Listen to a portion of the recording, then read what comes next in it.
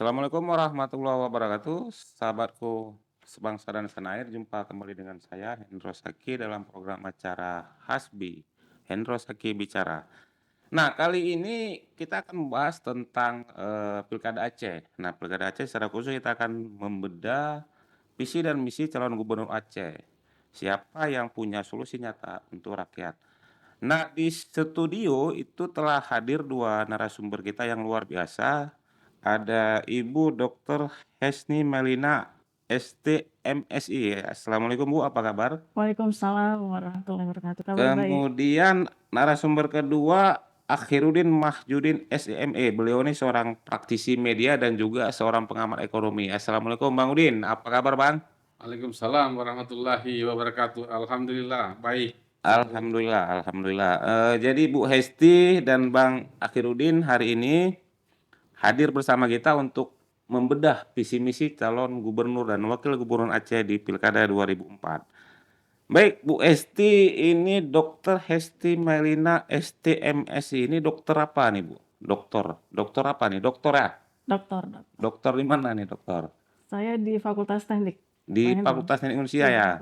USK. Dokternya dari mana ini? Dari UI? Dari Kobedai. Kobedai. Daigaku. Oh, dari Ya, Jepang ya? Jepang. Kalau Bang Udin, SEME ini SE-nya Unsia Bang ya? SEAK, jadi saya ini kan Oh, akuntansi. alumni akuntansi di Kalau USK, ME ini apa nih Bang nih? Magister Ekonomi dari Universitas Indonesia. Masya Allah, satu kampus sama Bahlil ya? Baik, kita ke Bu Hesti dulu. Mungkin sudah baca visi misi calon gubernur Bu ya? Ya, udah baca, sudah. Nah, setelah dibaca apa yang bisa diberikan penilaian terhadap kedua visi misi dan pasangan calon gubernur? Karena kan kita ada hari ini kita punya dua pasangan calon.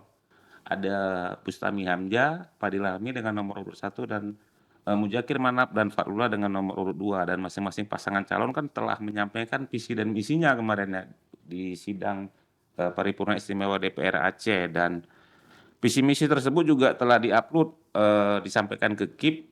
Nah, setelah Ibu baca dari kedua visi misi itu apa yang Ibu nilai? Baik, Pak Hendro. Jadi ketika membaca visi dan misi juga program-programnya luar biasa ya dari kedua paslon itu. Dua-dua luar biasa ya? Dua-dua luar biasa. Baik itu program strategisnya maupun kegiatan-kegiatan yang merupakan breakdown dari visi misi itu sendiri. Luar biasa. Tapi kan kita melihat ini ya, kalau saya menilai kebetulan kegiatan saya juga sebagai penilai visi misi di beberapa perguruan tinggi.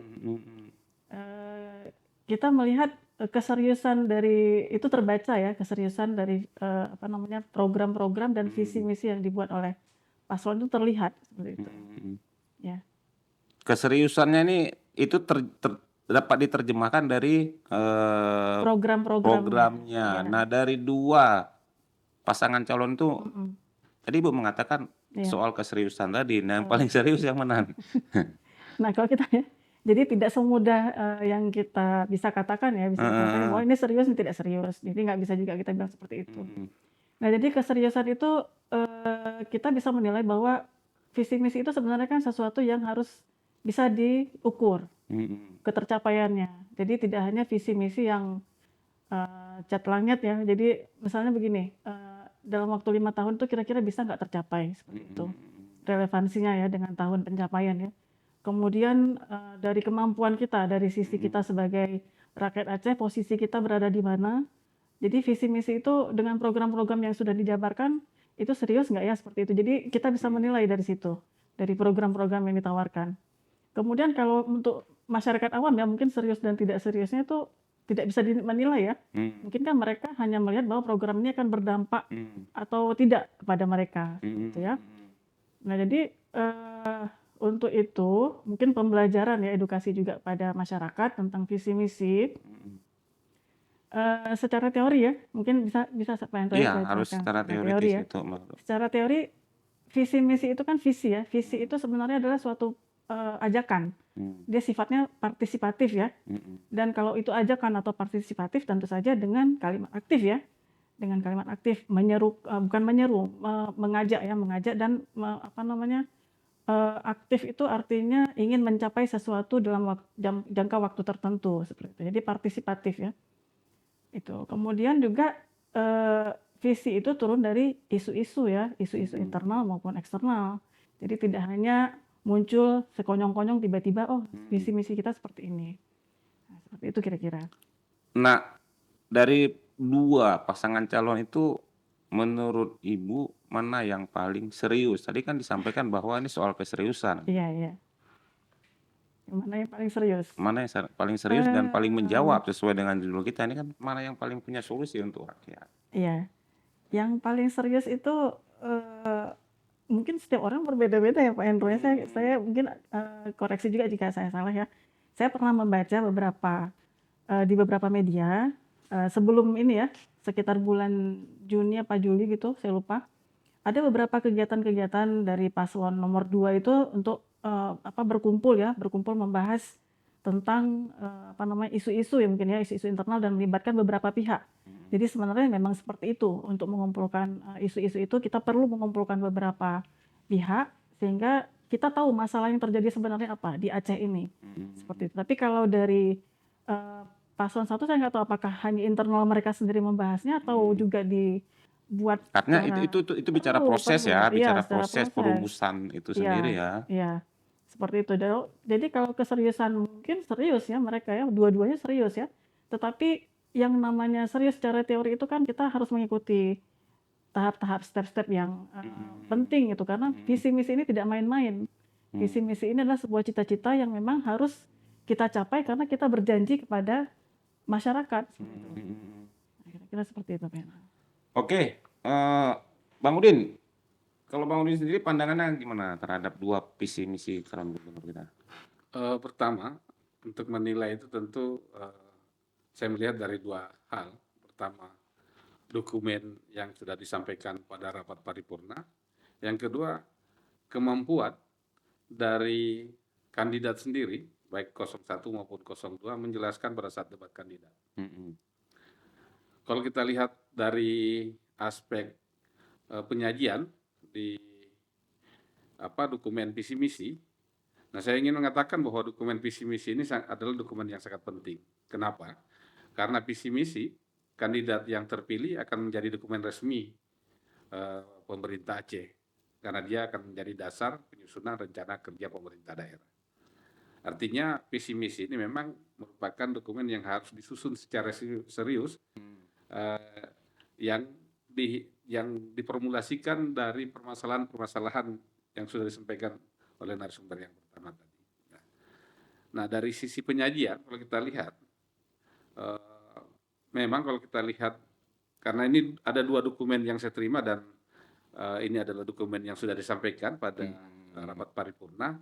Tentu kalau kita lihat contoh misalnya dari aspek pembangunan ekonomi, dari 01 dia mampu mungkin menjelaskan secara baik, tetapi di 02 tidak, walaupun secara umum tapi dia mampu menyajikan permasalahannya apa dan solusinya apa. Nah, di 01 itu kan nggak kelihatan.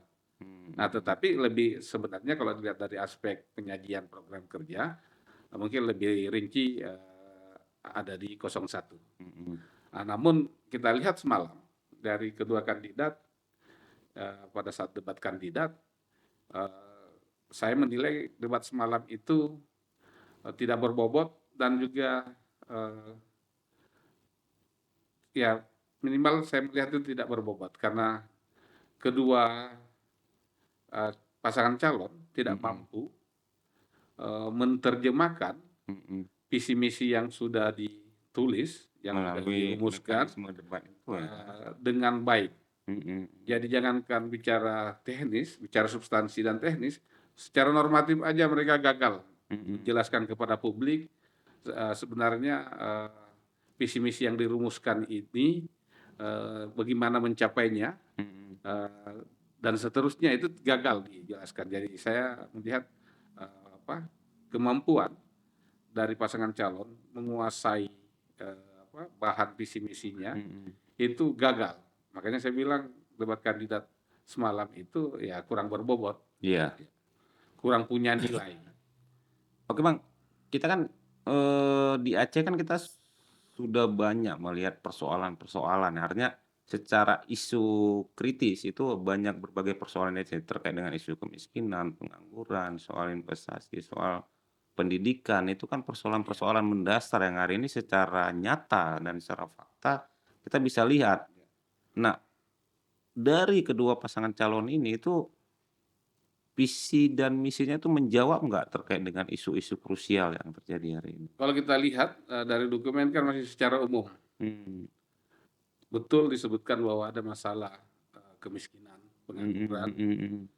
tetapi kan secara bagaimana mereka menurunkan itu ke dalam program kerja itu Mhm kan tidak juga belum jelas, belum tergambar secara detail. mhm Nah, hal-hal yang misalnya sejauh ini misalnya kita lihat bahwa permasalahan yang hari ini dihadapi oleh pemerintah Aceh, oleh Aceh, katakanlah misalnya dana otonomi khusus yang mhm berkurang, yang mhm dari 2% hingga 1%, dari 8 triliun tinggal 4 triliun, dan itu akan berakhir tahun 2027. Walaupun semua kandidat menjelaskan bahwa kita akan perjuangkan dana otonomi khusus itu akan menjadi abadi ya, yang mhm tidak mhm punya limitasi.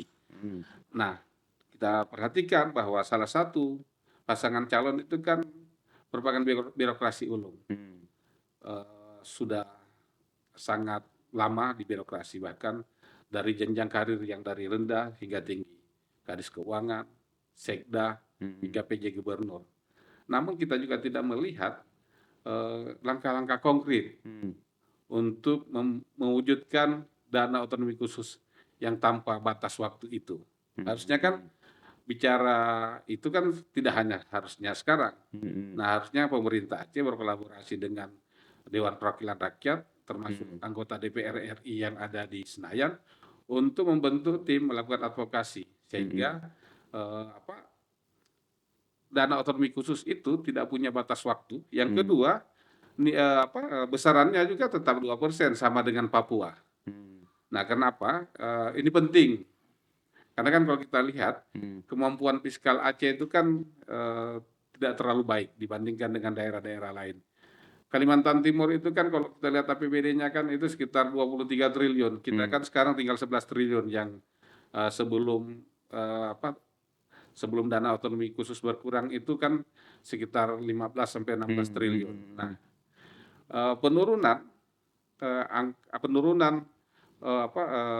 alokasi anggaran dana otonomi khusus kan berpengaruh pada mhm kemampuan Aceh dalam melakukan pembelanjaan. Nah, harusnya padahal kita tahu bahwa untuk konteks Aceh bicara terkait dengan pertumbuhan ekonomi, variabel yang paling mempengaruhi pertumbuhan ekonomi Aceh itu belanja pemerintah. mhm Ada konsumsi di sana, ada saving di sana, ada investasi, ada ekspor impor, dan pengeluaran pemerintah.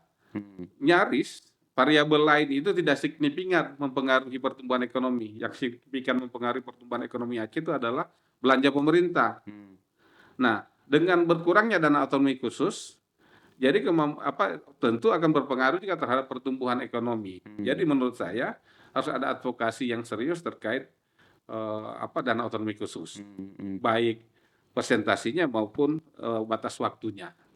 Karena kalau itu tidak dilakukan maka kemampuan fiskal Aceh semakin mhm berkurang, tidak punya kemampuan yang lebih rendah. Ah, Belum lagi bicara tentang bagaimana merumuskan program dan kegiatan secara berkualitas. mhm. Artinya program dan kegiatan itu betul-betul dirumuskan untuk menjawab permasalahan yang ada di masyarakat. Dan itu Dan tertuang dan dalam itu tertuang di dokumen program, ini kan? dan itu tidak nampak, tidak Di kelihatan kedua-duanya? di kedua-duanya. Mhm Saya pikir ini dari aspek pembangunan ekonomi Aceh, mhm karena mhm saya lebih fokus pada itu, karena ini aspek paling penting. Makanya makanya kan saya lihat contoh misalnya, kedua-duanya misalnya tidak menyajikan secara konkret bagaimana pembangunan ekonomi kreatif. mhm Nah, padahal kan semua berbicara bahwa salah satu pembangunan ekonomi Aceh ke depan adalah bagaimana membangun ekonomi kreatif di Aceh, tetapi itu tidak nampak di visi misi program kerja kedua kandidat. Saya pikir itu perlu lebih detilkan, lebih dielaborasi, karena ini kan berkaitan dengan bagaimana menurunkan angka kemiskinan nanti, bagaimana menurunkan angka pengangguran. Nah, semua bicara tentang bagaimana pendidikan vokasi. Kita punya SMK yang sekarang sudah hampir semuanya menjadi BLUT, tetapi kemudian bagaimana SMK itu sebagai basis membangun pendidikan vokasi juga tidak dikelola secara baik misalnya. Kemarin baru ada peresmian gedung amanah kolaborasi antara Badan Intelijen Negara dengan PT Pembangunan Aceh. Ini kan sudah disiapkan bangunannya. Tinggal bagaimana pemerintah Aceh memanfaatkan gedung itu untuk betul-betul bisa melahirkan generasi Aceh yang tidak hanya sekedar bisa bekerja di berbagai kebutuhan lapangan pekerjaan, tetapi bahkan mereka harus menciptakan lapangan pekerjaan sendiri. Dan dan gedung amanah ini kalau kita lihat kan memang ditargetkan kepada anak-anak muda, Gen Z, kreatif ya. yang lebih harusnya diarahkan bagaimana membangun ekonomi kreatif di Aceh. Iya. Kembali kepada Bu Esi, tadi kan di awal Ibu sudah menyampaikan bahwa dalam kerja sehari-harinya itu melakukan penilaian ya. Penilaian terhadap dokumen visi dan misi banyak instansi lah ya, perguruan tinggi dan juga lainnya. Nah, kalau Ibu menilai dua pasangan calon ini dari dokumen visi dan misinya itu apakah berangkat dari persoalan-persoalan makro yang terjadi di Aceh ini? Banyak persoalan makro. Misalnya soal pertumbuhan ekonomi kita yang rendah, kemudian persoalan investasi yang minim, kemudian persoalan nilai ekspor kita yang rendah, kemudian soal nilai tukar petani, artinya banyak persoalan. Bagaimana penilaian Ibu secara objektif terhadap dokumen ini? Baik, secara dokumen ini saya membandingkan antara paslon 1 dan paslon 2, itu kok sepertinya kesannya ya seperti mirip seperti itu ya. Mirip, artinya ada beberapa program seperti sama seperti itu ya. Jadi kita mesti saya coba membandingkan, melakukan analisis perbandingan ya kepada kedua ini. Memang ada sebagian yang mewakili permasalahan-permasalahan secara makro. Tapi seperti saya setuju seperti Pak Khairuddin bilang tadi bahwa memang tidak mendetil apa maunya, bagaimana caranya itu tidak mendetil seperti itu. Dan selain persoalan ekonomi tadi kan yang paling penting menjadi persoalan yang berada di Aceh ini adalah rendahnya kualitas pendidikan kan, itu juga termasuk masalah yang memang harus kita selesaikan yang diselesaikan oleh pemerintah seperti itu. Tapi itu tidak terlihat, tidak tergambarkan secara komprehensif dengan visi misi yang disebutkan di atas seperti itu. Dan juga saya juga tidak melihat indikator-indikator untuk mengatakan bahwa ini seperti ini nanti. Artinya kan seperti ini ya, contohnya ya, saya berikan contoh saja satu, misalnya paslon 1 itu adalah visinya sejahtera. Sejahtera itu kan kita sejahtera sampai di titik mana seperti itu. Artinya harus ada milestone. Kita sejahtera itu harus diukur dari apa, indikatornya apa. Kemudian bermartabat, beridentitas. Nah, itu indikatornya apa sehingga nanti ketika selesai dalam waktu 5 tahun itu jelas ada perubahan, sejahtera itu perubahannya di mana seperti itu. Jadi indikator-indikator itu keduanya itu saya belum melihat ya. Tetapi kalau melihat penyelesaiannya ya, ini kan kedua-duanya berusaha memberikan solusi. Nah, kalau dari paslon 1 saya melihat solusinya secara konvensional memang yang sering terlihat sehari-hari ya penyelesaiannya. Tapi kalau dari paslon 2 walaupun basisnya itu adalah syariat Islam ya, tetapi mereka memberikan solusi secara modern seperti itu. Jadi terlihat bahwa maksudnya modern gimana? Modern itu misalnya ada berbasis digital, kemudian ada pembangunan Islamic Center seperti itu, dan ada beberapa hal yang lain yang saya lihat memang pendekatannya itu secara modern. Walaupun tidak semua ya, tapi terlihat loh ada beberapa usaha upaya untuk karena saya juga lihat mereka melibatkan anak-anak muda juga ya gengsi untuk terlibat dalam apa namanya mungkin beberapa hal ya yang terlibat di dalam kegiatan-kegiatan yang mereka programkan seperti itu. Ya mungkin seperti itu. Nah, Bang Udin, tadi kan di awal juga Bang Udin menyampaikan bahwa secara dokumen ini kan dokumen masing-masing paslon ini belum menggambarkan secara utuh terkait dengan menjawab persoalan-persoalan masyarakat hari ini. Sementara kita hari ini bicara soal yang mana nih yang bisa menjadi solusi nyata untuk rakyat gitu. Contoh kan misalnya dari aspek pembangunan ekonomi. Heeh. Kita nggak melihat dari kedua paslon ini fokusnya mau kemana. Apakah kita fokus kepada pertambangan, minyak dan gas, ataukah sektor pertanian, peternakan atau perikanan atau perkebunan. Itu nggak jelas nih di dalam. Nah harusnya kan kita dalam visi misi itu betul memang itu secara umum, tetapi kan minimal dalam program kerja itu kan tergambar kita mau fokusnya kemana. Apakah sektor pariwisata. Artinya dengan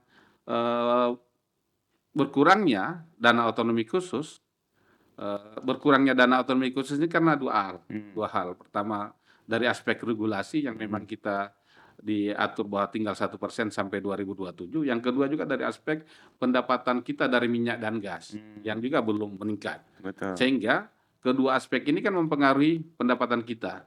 Sehingga penurunan pendapatan dari dana otonomi khusus ini tentu harus dicari solusinya bahwa Sumber-sumber kemampuan fiskal Iya. Aceh yang harus digali itu seperti apa? Contoh dari sektor perikanan. Kan kita sering membaca di media bahwa banyak produksi ikan kita kadang-kadang dibuang karena tidak tertampung oleh pasar. Padahal kan kalau bicara hilirisasi yang juga sedang dicanangkan oleh pemerintah pusat kan artinya kan memang industri perikanan itu harus dibangun di Aceh. Bayangkan kita punya ikan yang banyak, punya jagung, masa hanya kita jual dalam bentuk ikan mentah, kenapa itu tidak dikelola dijadikan industri sehingga kita ada pengalengan ikan, yang kedua juga pakan.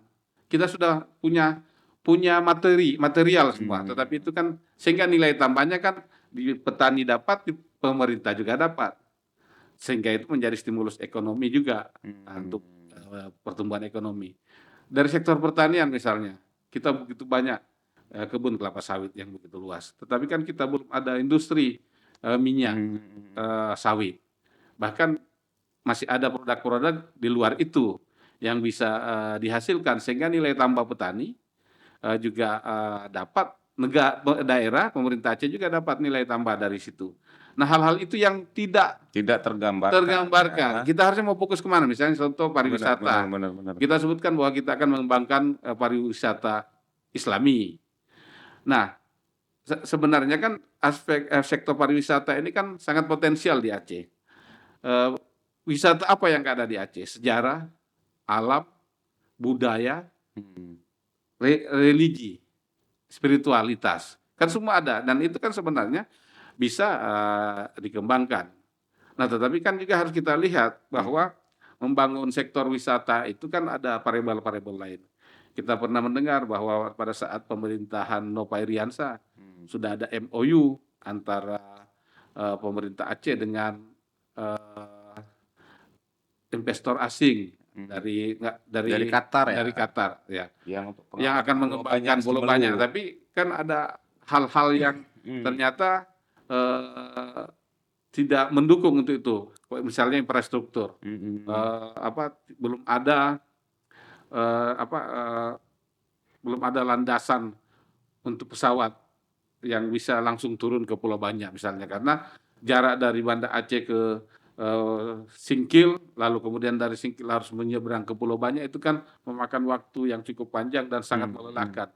Yang juga dari Medan begitu seperti itu juga, sehingga kemudian investasi di sektor pembangunan pariwisata khususnya perhotelan di Pulau Banyak itu kan tidak terwujud. Iya. Jadi memang itu harus mampu dijelaskan oleh paslon. Betul, kedua paslon bahwa ingin mengembangkan sektor pariwisata yang Islami. Nah, yang Islami yang menjual itu apanya?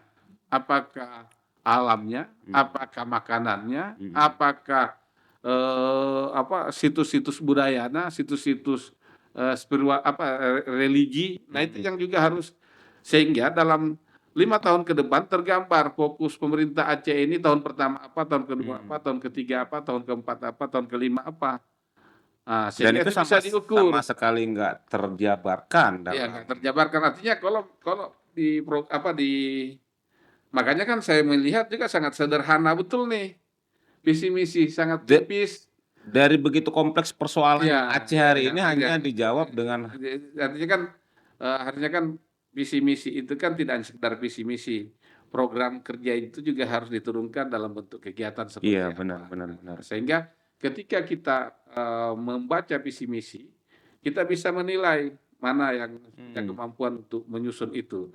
Nah, lagi-lagi oke lah kalau itu tidak mampu tidak dituangkan secara detail di dalam dokumen visi misi, minimal itu mampu dijelaskan secara rinci, secara menarik oleh kandidat pada saat debat debat kandidat kemarin gitu ya. gitu. Nah, malah kita lihat si pasangan calon juga agak menguasai visi misi yang Nggak baca. sudah punya.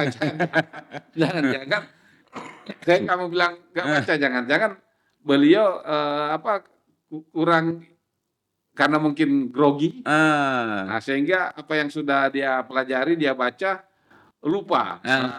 Itu kan ada faktor psikologi juga. Di depan orang banyak, ditonton oleh jutaan orang, sehingga akan mempengaruhi kemampuan grogi, sehingga tidak apa yang sudah persiapkan buyar. Iya, tapi kan Bang Udin kan tetap saja kita bisa memberikan satu pandangan yang objektif kan terhadap dua dokumen ini. Oke lah, tadi Bang Udin mengatakan bahwa dari dua dokumen ini menurut Bang Udin tidak ada satupun yang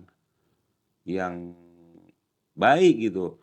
Bukan nggak baik. Maksudnya apa? Gitu. Tidak ada satupun yang Nggak bisa, saya ingin mengatakan bahwa pembangunan ekonomi itu kan kita harus mau fokusnya di mana. Ini kan masih umum. Nah, kan masih umum. Misalkan kita mau ingin bangun perekonomian Aceh itu dari sektor apa? Kita kan ada BPMA. Kan yang fokus, yang core bisnisnya itu kan pertambangan dan energi, migas lah, minyak dan gas. Nah, itu kan tetapi aspek yang lain, misalnya yang di sektor pertanian, perikanan, seperti apa? Apa yang mau dipilih? Apakah sektor perikanan, apakah sektor pertanian, atau perkebunan? Tentu kan kita punya skala prioritas untuk membangun itu. Nah, kan tidak semua kemudian, contoh kita dari dulu ingin membangun semacam industri lah di Aceh berdasarkan sektor. Terus kemudian juga kita berdasarkan wilayah, misalnya di tengah apa, di timur apa, di barat selatan apa. Nah, sampai hari ini tidak ada industri yang bisa kita lihat nyata. Iya. Nah, artinya mulailah kita bicara yang real, yang terukur tadi, yang bisa diwujudkan dalam waktu 5 tahun apa. Kalau dari aspek minyak, gas dan pertambangan mineral itu kan sebenarnya sudah ongoing proses lah. Tetapi kan juga belum memberikan kontribusi yang signifikan terhadap ekonomi Aceh. Iya.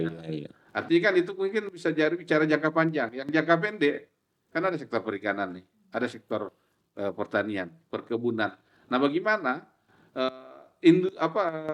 industri terkait dengan sektor-sektor ini segera menjadi program kerja utama dari pemerintah yang nantinya akan terpilih 5 tahun ke depan. Secara sederhana pertanyaan saya adalah, dari dua dokumen ini mana yang paling baik menurut Bang Udin secara objektif? Secara objektif kalau kita lihat 01 kan sebenarnya kan membagi pembangunan ekonomi itu lebih detail. Contoh misalnya kan program ekonomi unggul, mendorong pertumbuhan berkelanjutan dan kemandirian dengan menjelaskan beberapa kegiatan yang dilaksanakan. Program fasilitas ekonomi, tetapi bagi saya melihat ini kan masih umum. Masih sangat umum Masih sangat ya. umum dan tidak fokus pada satu sektor. Apa? Itu. Lebih masih umum lah. Nah, kalau 02 kalau kita lihat misalnya dari pembangunan sektor ekonomi ini, masalah yang diidentifikasi kan sudah menjadi pengetahuan umum. Angka kemiskinan yang tinggi, pengangguran yang tinggi, dan bla bla bla misalnya.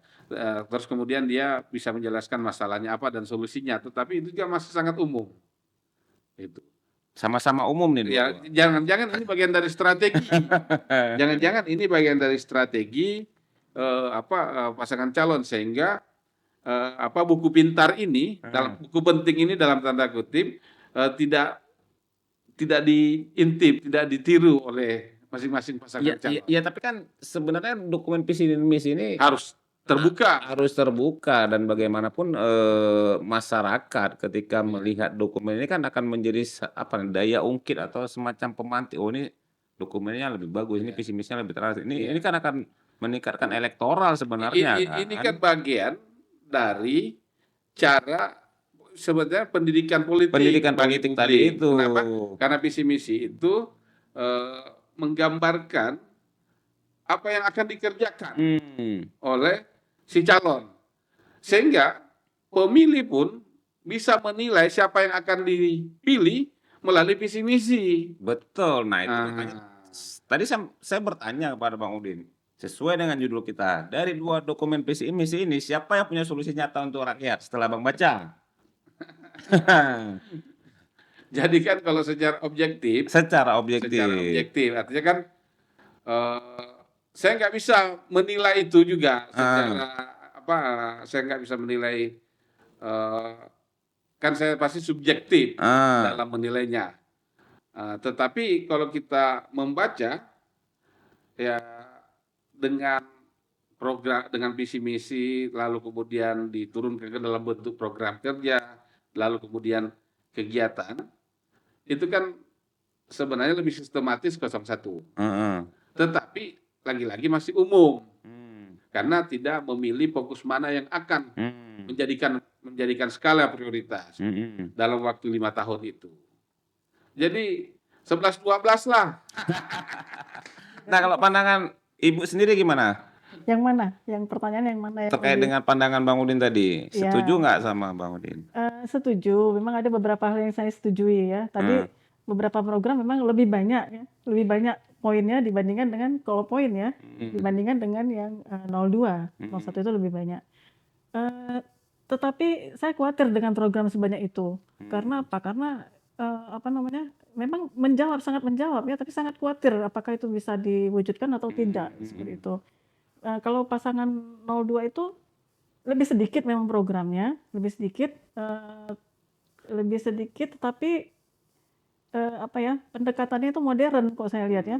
Tapi saya ada khawatirnya juga, contohnya seperti misalnya yang Islamic Center tadi yang saya sampaikan tadi, Islamic Center tadi sebagai pusat Islamic Center di Asia Tenggara. Nah kan ini luar biasa Asia Tenggara dalam waktu 5 tahun ini, saya juga khawatir ya apakah memang bisa kita wujudkan dalam waktu 5 tahun. Mungkin tadi kan Pak Khairuddin tadi sempat mengatakan bahwa kalau bisa kan dibuat tahapan-tahapan per tahunnya. Tahapan-tahapan per tahun kan. Jadi itu yang saya bilang tadi milestone. Ada ada tonggak ya, ada tonggak bahwa ini tahap ini selesai. Nah, kemudian kita lanjutkan ke tahap seperti ini di tahun kedua, selesai. Kemudian dilanjutkan di tahap berikutnya seperti itu. Karena secara umum ya dua-duanya tadi kalau kita bandingkan dua-duanya mungkin ada tim perumus ya, tim perumus visi misi mungkin mereka tahu, saya rasa mereka tahu, paham, tetapi mungkin pada prakteknya mereka lupa bahwa ini adalah arsitektur kinerja pemerintahan daerah sebenarnya dokumen visi misi ini kan. Arsitekturnya di sini, panduannya kan ada di sini sebenarnya. Mereka buku pintarnya ya, buku pintarnya mereka harus pegang itu terus selama 5 tahun seperti itu. Walaupun memang dalam perjalanannya visi boleh berubah sesuai dengan apa yang terjadi di tengah jalan nantinya kan. Boleh berubah, tapi kan ini panduannya sebenarnya memang harus didetailkan. Jadi kalau nanti ditanya lagi nih sama saya, jadi yang mana?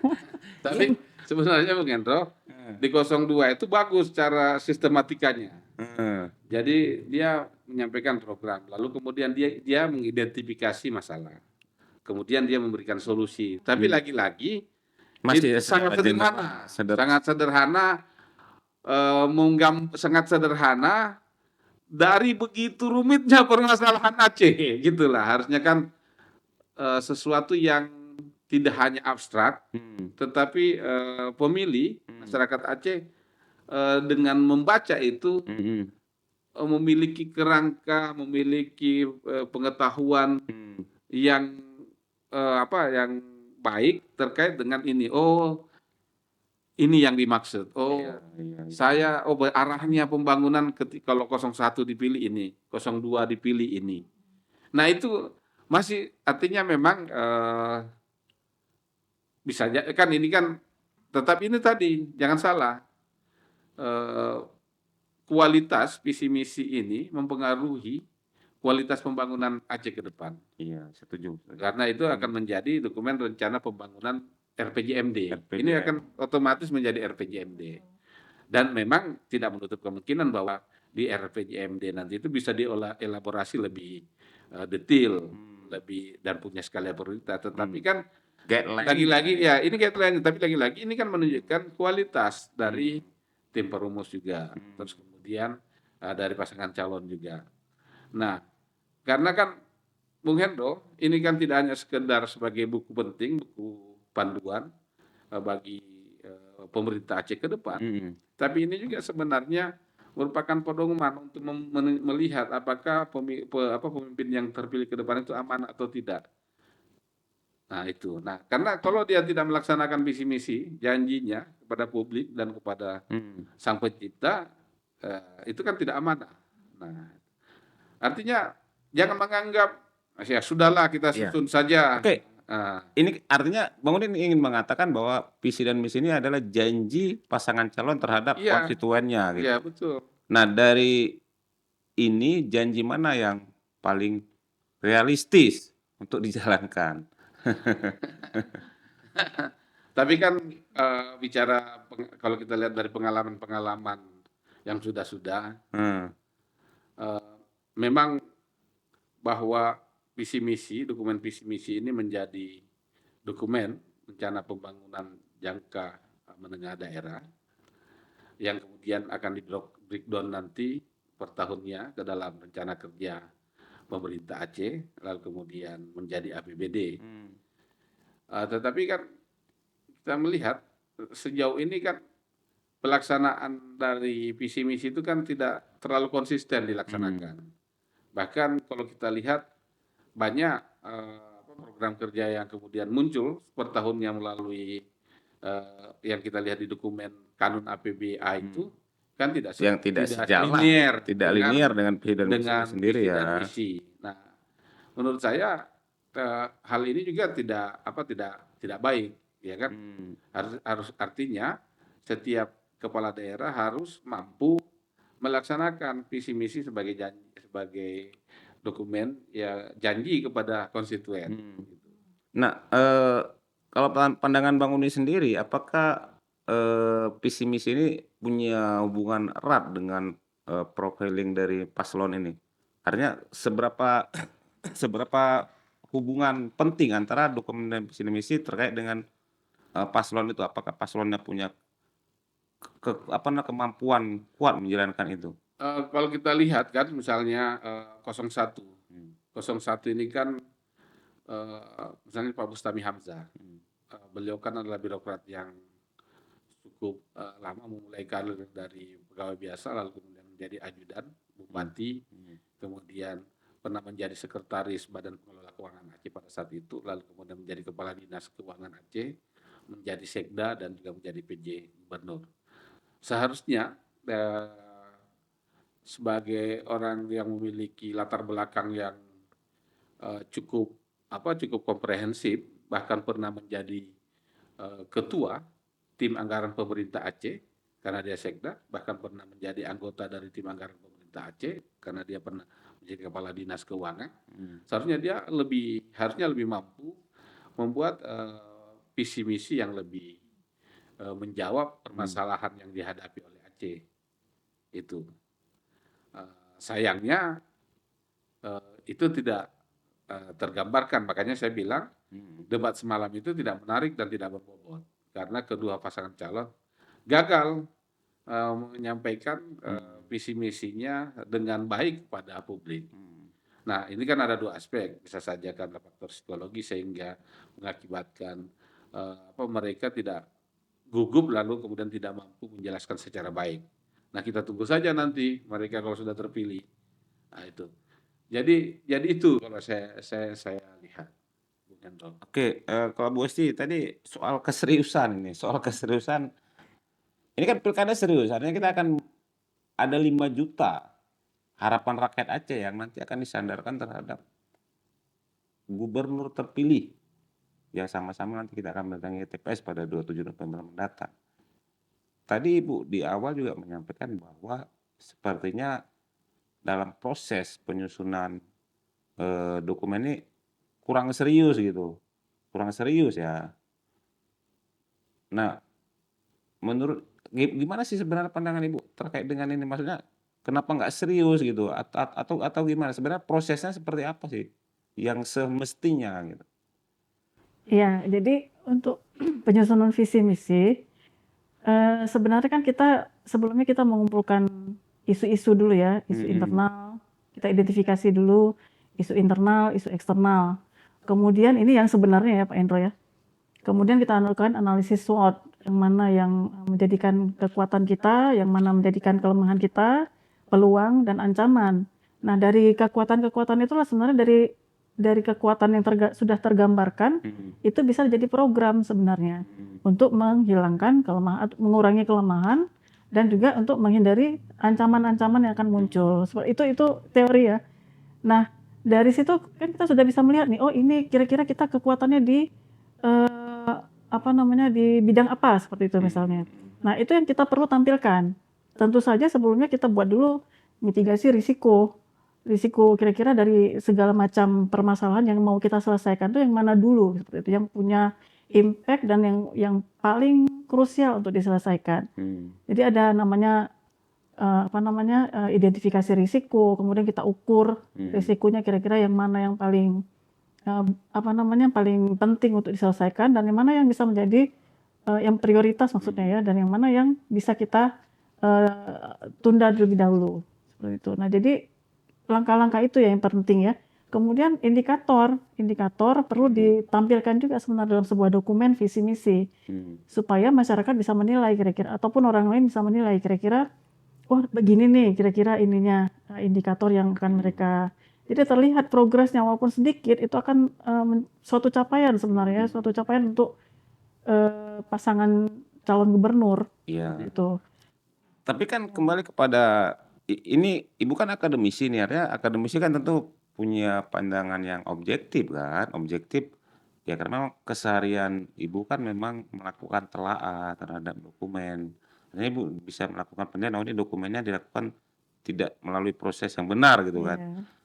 Nah, tapi kami dari tadi tidak pernah belum mendapatkan satu jawaban yang konkret sebenarnya.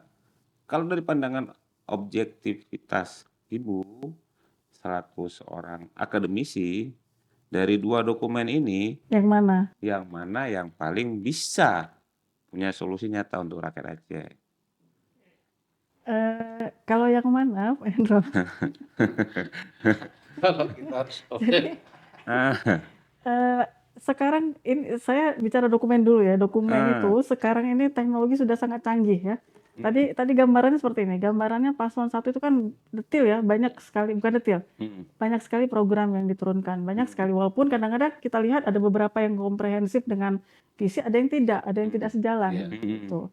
Nah, sedangkan paslon 2 mereka berangkat dari masalah-masalah yang sederhana, kemudian mereka solusikan per item masalah, kemudian mereka buat lagi program dari solusi-solusi tersebut. Jadi ada masalah, ada solusi, dan ada program-program dari solusi yang mereka tawarkan, seperti itu kan. Nah, artinya apa? Artinya adalah seperti yang saya jelaskan sebelumnya, ada langkah-langkah langkah-langkah yang mereka lalui di sini. Dan kemudian kalau di sini saya tidak tahu apakah, jadi saya nggak berani bilang mereka tidak melakukan langkah-langkah tersebut ya, karena mereka tidak menampilkan dalam dokumen. Nah kemudian kita tahu sekarang bahwa teknologi sudah sangat canggih, Pak Endro. Artificial intelligence itu sekali kita bisa coba tolong buat saya visi misi, itu kan mereka akan langsung menampilkan, kita berikan gambaran bahwa saya berada di organisasi ini dengan permasalahan organisasi saya adalah seperti ini, tolong buatkan visi misinya dalam 5 tahun ke depan. Gini Bu, sederhananya gini, susah kali saya bilangnya. Ini Ibu akademisi, saya ini tanya, Bu ini tolong dianalisis, ini tolong dianalisis. Mana yang paling bagus menurut Ibu? Kan jawabnya gitu aja, jangan bolak-balik kan. Ibu sebagai expert nih. Ya kan? Saya memberikan tepuk-tepuk ke Pak Endro. Expert, coba nilai dari 2 dokumen ini, mana yang bagus? Kita kan rakyat kan ingin butuh jawaban itu sebenarnya. Oh bilang dua-duanya nggak bagus. Tentu dari dua-dua tidak bagus kan mana yang paling tidak bagus. Kan seperti itu. Sederhana, pertanyaannya sederhana, jangan bolak-balik sana. Kenapa? Karena kan ya objektif gitu. Karena kan misalnya gini, Ibu tadi mengatakan bahwa dalam kerja sehari-hari Ibu kan selalu menilai visi misi suatu institusi tertentu. Jadi setiap hari Ibu baca gitu, antara institusi A dengan institusi B, kan bisa dibandingkan gitu. Bisa dibandingkan dari 2 dokumen ini mana yang paling bagus, mana yang enggak. Pertanyaannya sederhana. Siapa yang punya solusi untuk rakyat? Kan itu sederhana. Betul. Ya. Solusi nyata ya Pak Endro. Solusi nyata, mana dari 2 dokumen? Tapi ini 2 dokumen ini belum memberikan kenyataan. Betul. Kita bicara substansi ya, bicara substansi. Tapi kalau dari sesi perumusan penulisan dokumen, 02 kan sistematis dia. Jadi ada mengidentifikasi masalah, ada program. Terus kemudian dia identifikasi masalahnya, dia berikan solusinya, walaupun tidak di breakdown program kerjanya. Karena saya baca secara cepat nih. Tuh. Nah, tapi kalau di 01 ini kan 02 tadi. 01 ini hanya sekedar program, lalu visi misi, program, lalu kemudian ada semacam kegiatan untuk itu. Nah, tetapi dia tidak menjelaskan permasalahannya apa. Jadi menurut saya dari sisi sistematika penyusunan visi misi 02 lebih bagus. Tapi dari sisi program dan kerja 01 lebih rinci. Nah, lebih nampak apa yang akan dikerjakan dibanding dengan 02. Nah, tapi begini Pak Endro, lagi-lagi dari 01 maupun 02 yang juga memprihatinkan saya, tidak ada satupun dari 01 maupun 02 tidak ada dalam visi misi ini tidak secara tegas punya sikap terhadap good governance dan clean government, terhadap anti korupsi gitu. Isu anti korupsi. Padahal salah satu permasalahan Aceh itu kan tingginya angka korupsi tingginya dugaan penyelewengan anggaran publik melalui APBD dan APBA dan APBD. Sehingga bagi saya isu ini menjadi penting. Dan itu tidak ada tergambarkan ya. Tidak tergambarkan karena komitmen menjalankan pemerintahan yang bersih dan bebas korupsi. Contoh karena kita kan kabinet merah putih yang dipimpin Prabowo kan kita sangat tegas bahwa perlu efisiensi. Program dan kegiatan yang tidak penting untuk saat ini kita tidak lakukan. Perjalanan dinas. Nah, harusnya ini juga menjadi program utama 01 maupun 02 untuk menunjukkan sikapnya terhadap isu-isu good governance dan clean government, isu anti korupsi. Nah, kenapa? Karena ini akan mempengaruhi karakter pemerintah ke depan bagaimana mengelola anggaran publik. Jadi contoh, program misinya bagus, misinya udah bagus, programnya bagus, kegiatannya udah bagus. Tetapi anggarannya tidak dikelola secara baik, tidak pertama inefisien, terus kemudian terjadi banyak kebocoran sehingga alokasi anggaran yang cukup pun karena dia diselewengkan tidak akan bisa menyelesaikan permasalahan. Karena misalnya kita ingin bangun infrastruktur, tapi banyak korupsinya. Infrastruktur yang kita bangun tidak Roboh. berkualitas. Roboh. Itu. Dan ini sama sekali nggak ada, Bang. Iya, iya. Komitmen menjalankan Saya pemerintahan baca bersih di kedua anti ini, KKN, nggak betul. ada. Nggak secara tegas. Nggak ada secara tegas Iya. dinyatakan itu ya. Jangan-jangan ini dianggap menjadi isu yang tidak penting. Atau jangan-jangan menghindari. Memasukkan ini sebagai program kerja supaya tidak dituntut ke depan. Betul. Padahal itu harapan rakyat sangat besar terhadap jalannya pemerintahan yang bersih kan. Pemerintahan yang bersih. Karena saya nggak mau bicara di luar konteks itu, tetapi maksud saya itulah harusnya menjadi karakter pemerintahan ke depan. Kalau ingin mewujudkan visi misi menuju kesejahteraan, keadilan, martabat. Itu. Kembali kepada Ibu. Nah, dari tadi kita sebenarnya ingin jawaban yang objektif ini, Bu. Tapi kita belum dapat nih. Oke, tadi ini ya saya jawab ya sekarang ya. Tadi sudah Pak Akhirudin sampaikan secara sistematika. Pak Akhirudin. Secara sistematika 02 yang lebih sistematis dalam penyampaian visi misinya, ya. Dari sistematika loh ini ya. Nah kemudian mungkin bisa saya tambahkan ya. Saya tambahkan dari debat tadi malam. Dari sekian banyak program yang ditampilkan oleh 01. Kan kita berharap mereka lebih ini ya, lebih lebih mantap gitu dalam menjabarkan program-program tersebut ya. Tapi ternyata kan nggak muncul ya. Tidak muncul. Tapi 02 bisa mereka menjabarkannya. Nah mungkin dari dokumen dan dari debat yang 02 lebih sistematis dan lebih mampu untuk menyampaikannya kepada masyarakat, kepada publik. Basis penilaian Ibu seperti itu. Iya. Oke, Bang Akhirudin, mungkin soal ketika kita ini visi misi kan punyanya kandidat nih, Bang. Artinya ada orang yang menjalankan. Dan dalam hal ini kan leadernya gubernur terpilih nantinya. Yang punya strong power gitu. Nah, menurut Bang Akhirudin ini ya dari dua kandidat ini bicara strong power, bicara kandidat. Kalau dari latar belakang sebagai mantan birokrat yang sudah sangat berproses di birokrasi mulai di tingkat pemerintah kabupaten kota, lalu kemudian di pemerintahan provinsi, seharusnya pengalaman yang dimiliki oleh 01 itu lebih efektif, harusnya lebih efektif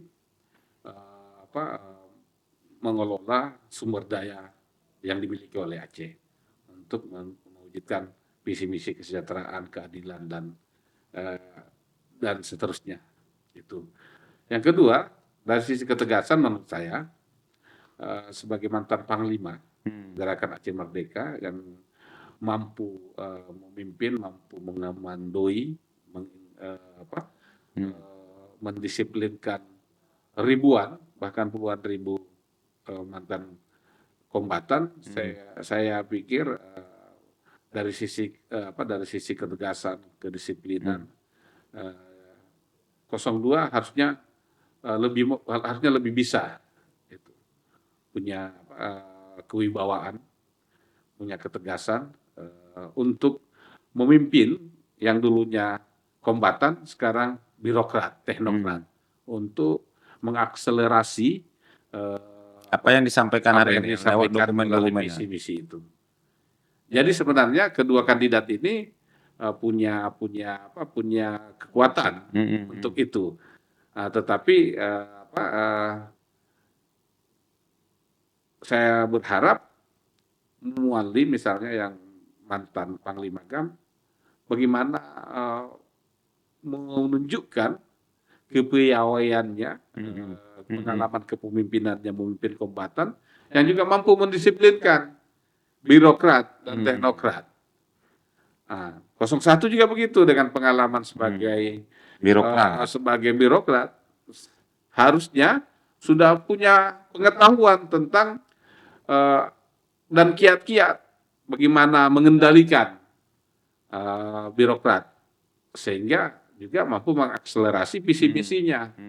Itu. Oke Bu Esti, mungkin yang terakhir ini Bu, yang apa sebenarnya yang Ibu ingin sampaikan kepada masyarakat yang nanti akan datang ke TPS nih tanggal 27 ini terkait dengan visi dan misi calon ini. Ini menjadi penting pendidikan politik bagi rakyat. Nah, jadi rakyat punya satu keyakinan bahwa dari kedua paslon ini mana yang baik, mana yang terbaik, mana yang punya solusi nyata untuk rakyat. Pendidikan politik apa yang ingin Ibu sampaikan? Pendidikan politik apa? Pendidikan politik apa terkait dengan dokumen ini? Biar jadi apa ya?